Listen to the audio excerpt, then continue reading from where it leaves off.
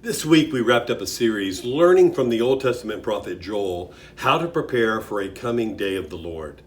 And if you'll give me 3 minutes, which is not a whole lot of time, then I will share with you what we have learned in this last week of the series. The day of the Lord will find all the nations of the earth in a valley of decision. And on that day, the only one making decisions is God as he judges the people for their deeds. Jesus describes the day of judgment as a time of separating the sheep from the goats. He says, when the Son of Man comes in his glory and all the angels with him, he will sit on his glorious throne.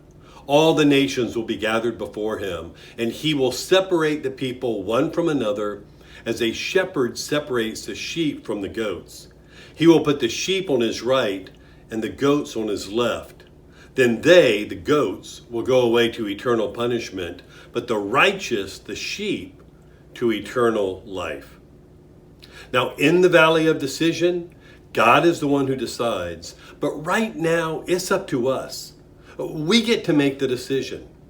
It's like when you go to a restaurant. You can find your table and you can read the menu and you can make a decision about what to order, but the real decision doesn't happen until the food arrives and you decide to take a big bite.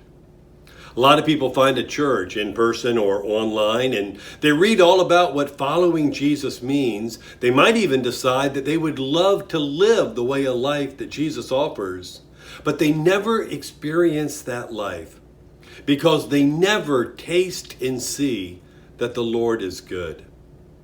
The challenge for you and me, and this is what makes us sheep and not goats, is to decide to taste and see.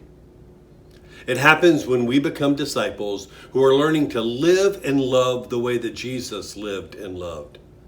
Next week, we're going to begin a new message series, Disciple.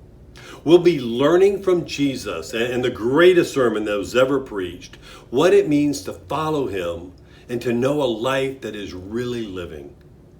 The first step for many of us is to confess that the way we've been living, it only hurts others and ultimately ourselves and eventually it leads to death and not life.